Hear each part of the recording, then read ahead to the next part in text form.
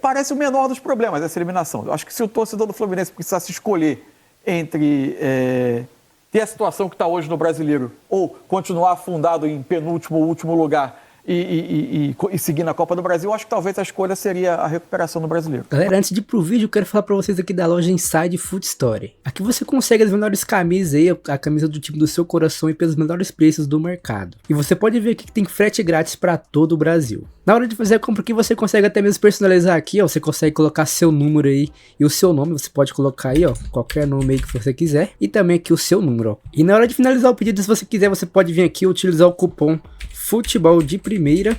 E ao aplicar o cupom aqui, você vai estar ganhando 5% de descontos. Então, se você quiser a camisa do time do seu coração, pelo melhor preço do mercado, o link tá aqui no comentário fixado. Ô Alex, terminou agora há pouco também, o Fluminense é outro time que está lá embaixo na tabela do Campeonato Brasileiro, começou a reagir, é verdade, já consegue olhar um horizonte menos trágico, né? Já consegue estar perto ali do primeiro time fora da zona do rebaixamento, acabou eliminado e agora tem 2 competições pela frente, Campeonato Brasileiro e Libertadores. Pelo menos vai haver algumas semanas de descanso aí pra frente. Tudo bem, Alex? Boa noite. Boa noite, Felipe. Tudo bem? Mansur, todo mundo que tá em casa nos acompanhando. Cara, assim, tá sendo muito difícil jogar contra o Juventude, né? A gente falava, ele tem um sistema de marcação, é muito justo, né? Muito perto os jogadores um do outro. Se ele tem que dar prioridade, ele dá sempre pro lado de fora.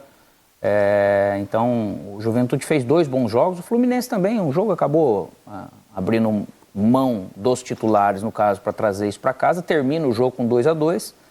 Teve maior volume de jogo e, infelizmente, não conseguiu, não foi o suficiente. Mas, ao mesmo tempo, essa semana agora, se é que você tem que olhar algum lado, né? Nem olhar lado positivo de eliminação, que ninguém quer perder, né? Até o Corinthians, que foi com um time reserva, ou qualquer outro time, na verdade, ninguém quer. O passar de fase é sempre melhor jogar ganhando, né? Mas é lógico que muda-se o foco, você tem uma semana ou outra aí que você vai poder trabalhar um pouco mais para escapar dessa situação desconfortável, né? Você tem uma competição a menos para você ter que administrar, para se salvar no Brasileiro, que é uma questão até mais natural, porém, todo mundo que está naquela segunda página, acredito eu, que vai seguir brigando por isso, né, cara? Tá muito igual, tá muito parelho, vai ser muito tenso esse restante de ano, para depois ver também para o Fluminense o que vai acontecer na Libertadores. Vamos ouvir então o técnico do Corinthians, Mano Menezes, falando sobre a classificação. Boa noite. Acho que fomos eliminados porque você não pode tomar numa eliminatória 5 gols. Quem toma 5 gols dificilmente vai passar. A gente tomou 5 gols do Juventude. Gols perfeitamente evitáveis, né? Que eu acho que é pior. Lá a gente já saiu falando isso. Hoje tomamos de novo um gol de bola parada na frente. Depois entregamos a bola do segundo gol. Se não tivéssemos tomado o segundo, talvez estaríamos agora numa disputa de penalidades máximas. Mas a verdade é que não conseguimos um nível de concentração também necessário para jogos de mata-mata nesses 2 jogos com Juventude. Primeiro, porque optamos por mesclar a equipe do jogo em Caxias do Sul. Entendimos que em jogos tão curtos como tinham pela frente e o Bahia logo em seguida, nós tínhamos que fazer isso. Mas hoje também estivemos distantes, iniciamos muito longe, cometendo erros bobos, apressando um jogo que não precisava apressar. Conversamos muito sobre isso antes, mas não conseguimos estar conectado da maneira como tem que estar uma equipe quando vai jogar um jogo decisivo de mata-mata. Por que não conseguimos? Por N razões. Tentamos.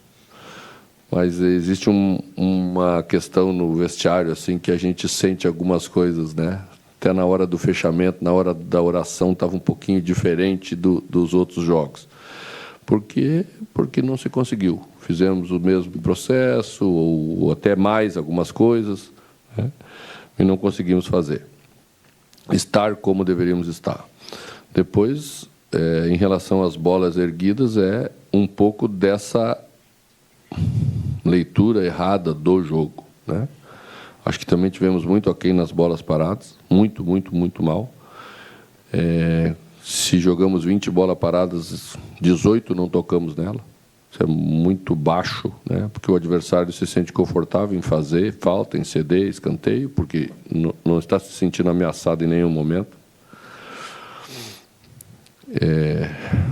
Eu acho que você começar a optar por coisas erradas é um sinal bem claro que não conseguimos estar preparados como deveríamos para entender o jogo.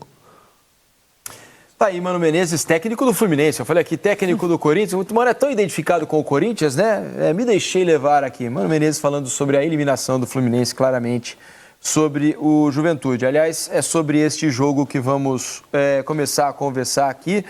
O Mansu, o Fluminense não fez um bom jogo, né? No segundo tempo até melhorou. Achei até que o Fluminense repetiu um expediente que às vezes acontecia na parte final do trabalho do Diniz, o excesso de bolas alçadas na área. O Mano falou ali sobre o aproveitamento nas cobranças de bola parada, né? Que ele achou muito baixo. O Fluminense tocando em poucas as bolas, mas com a bola rolando também houve, né? Isso. Um excesso de cruzamentos à área do Juventude que facilitou bastante para a defesa adversária. Se a gente pensar em termos de volume, o jogo aconteceu quase todo no campo ofensivo do Fluminense, especialmente num jogo em que com 6 minutos o Fluminense sai perdendo, já vinha com a desvantagem de Caxias do Sul e sai perdendo com 6 minutos. A grande questão é o que acontece a partir daí, né? O Fluminense tinha muito a bola, só que girava o jogo quase sempre para as laterais. Muito pouca jogada, muito pouca capacidade o time teve hoje de entrar com o jogo por dentro. O Juventude com um tripé de meio que marcou muito bem a entrada da área e induziu o Fluminense quase sempre a jogar por fora, com menos espaço para acelerar do que em outros jogos. Se você olha nessa reação do Fluminense do Brasileiro, em muitos jogos ele construiu vitórias a partir de uma capacidade maior de acelerar o jogo após uma retomada. Hoje já encontrando o Juventude todo atrás, menos espaço para acelerar. O Serna, por exemplo, teve mais dificuldade de fazer o tipo de jogo dele prevalecer. Achei que ele estava cansado um pouco hoje. Ou talvez, né? ou achei fisicamente. que ele estava desgastado, fisicamente não conseguiu, pelo menos na amostragem que a gente tem, né? Dos últimos jogos, os primeiros jogos dele com a camisa do Fluminense. Hoje ele estava num ritmo mais baixo, né? O Fluminense construía um pouquinho mais pelo lado direito, quando o Ganso juntava por ali com Arias e a passagem do Samuel Xavier, mas ainda assim eram poucas as situações de gol. E aí o Fluminense se coloca no segundo tempo numa urgência de tentar virar o jogo, começa a se expor, o Mano começa a fazer mudanças. Na hora que saiu o segundo gol, por exemplo, ele já tinha tirado o Samuel Xavier e colocado o John Kennedy. Teve ainda a infelicidade, isso é um outro tema que a gente pode discutir daqui a pouco, mas teve a questão do Marcelo, né, que ficou 2 minutos em campo. No primeiro chute a gol acabou sentindo, entrou o esquerdinha, mas o Mano fez uma outra troca depois com o John Kennedy no lugar do Samuel, basicamente ficando com 3 homens atrás, abrindo o Keno pelo lado esquerdo e tentando com Arias pelo lado direito, tentando atacar o Juventude, mas o que mudou um pouquinho o jogo foi quando o Fluminense começou a ter um pouquinho mais dessa movimentação do Keno por dentro, saindo do lado esquerdo, vindo pela direita, onde ele recebe a bola que ele cruza pro gol do Cauã Elias, que de novo voltou a fazer gol. Essa é uma boa notícia desse período do Fluminense. O fato é que o Fluminense se expôs, acabou tomando o segundo gol, ficou uma montanha muito grande para escalar, conseguiu até os 2 gols no final, mas para classificar já estava bem mais complicado. Agora, Alex, a gente estava conversando até enquanto a gente assistiu o jogo, né? E a gente concorda em algo ali. O Arias muito aberto do lado direito, quase que o tempo todo, vindo pouco por dentro, né? Eu acho que um pouco de desperdício para a qualidade que ele tem no jogo, né? Esse jogador desse nível talentoso, somente ali, se está num jogo que está fluindo, você está criando e está construindo, não tem problema. Só que foi um jogo onde você consegue ter volume, mas o sistema defensivo do seu adversário, você percebe que ele está encaixado, ele já te mapeou. Eu preciso criar algo diferente. Lógico que os movimentos que o Keno fez no final, de repente já foram tarde demais, mas eu preciso mudar alguma característica, eu preciso me ajeitar, eu preciso me adaptar. E o talento que tem o Arias, às vezes, para ele puxar e estar por dentro de alguma maneira, junto com o Ganso para criar, que às vezes em algum momento vinha aqui pegar a bola também aqui nessa beirada, para terminar só cruzando. Cara, tem coisas assim no futebol que você fala, poxa vida, parece que é um pouco mais simples de você imaginar, de você fazer um tipo de mudança, porque essa característica desse atleta num outro setor já pode ser que te ajude a confundir um pouco mais o sistema de marcação. O que acontece assim, o Fluminense passou por uma transformação brutal de forma de jogar. Não estou dizendo que é um jeito melhor ou pior que o outro de jogar. Você pode ganhar de qualquer forma, fazendo bem o que você pretende fazer. Eu acho que naturalmente a gente vai ver menos o Arias atravessando, juntando os 2 pontos de um lado, juntando o meia, juntando o lateral. acumulando em torno da bola, o próprio Mano disse que ia partir para um modelo um pouco mais posicional, a maneira que ele vê o futebol, que ele costuma montar os times dele.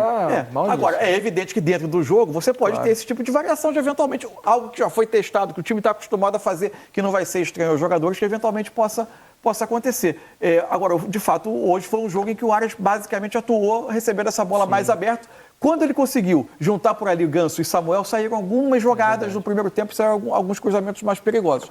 Ainda assim, quer dizer, não dá para dizer que pensando assim no que é a trajetória recente do Fluminense, é o menor dos problemas essa eliminação hoje diante do que era a situação do Fluminense do Brasileiro e o que é hoje, né? A recuperação do time, especialmente em termos de resultado, solidez que hoje não teve tanta, mas solidez defensiva e a necessidade de buscar o resultado talvez tenha impactado essa solidez defensiva hoje, né? O Fluminense precisou jogar de uma maneira um pouco diferente até do que vinha jogando no Brasileiro. Tomou gol muito cedo, né? Tomou gol cedo, vinha com o resultado contra, precisava virar o jogo no mínimo para levar para pênalti. A partir dos 6 minutos era no mínimo 2 gols para levar para pênalti. Mas tudo isso, assim, o Fluminense tem boas notícias nesse período, né?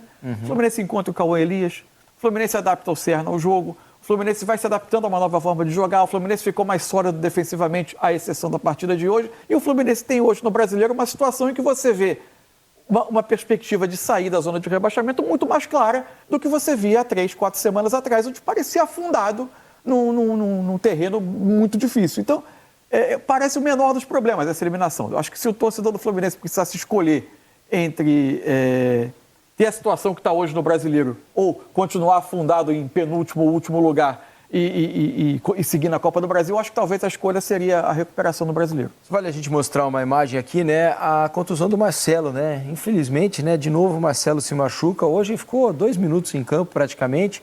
A gente vai mostrar, o Marcelo entrando, a torcida ameaçou a vaiar o Diogo Barbosa. Aí o Mano fez o sinal, né, para a torcida aplaudir. Usava o Marcelo de lateral. Isso, verdade. E o Mano aí, a torcida aplaude o Diogo Barbosa na saída e o Mano aplaude de volta a torcida. E o Marcelo já entra dando, né, uma mudada ali no jeito, achando os passes. No primeiro chute a gol, ele já sentiu bem a perna direita, que é a perna de apoio. Sentir, né? Ele já diz ali. Para quem não está sentindo nada, infelizmente dentro do campo pode acontecer. É até estranho, porque você vai no primeiro momento que você está aquecendo, você não tem sobrecarga, você não tem nada. Ele não está em sequência de jogos. A hora que você apoia a perna para chutar, praticamente você sente... Cara, pro atleta isso aí é ruim, é triste, hein, bicho? Pois é, aí muito abatido, né? O Marcelo deixa o campo para a entrada do esquerdinha, né? Jovem lateral esquerdo da base do Fluminense. E provavelmente vai fazer exames, vai ficar mais um tempinho fora, né?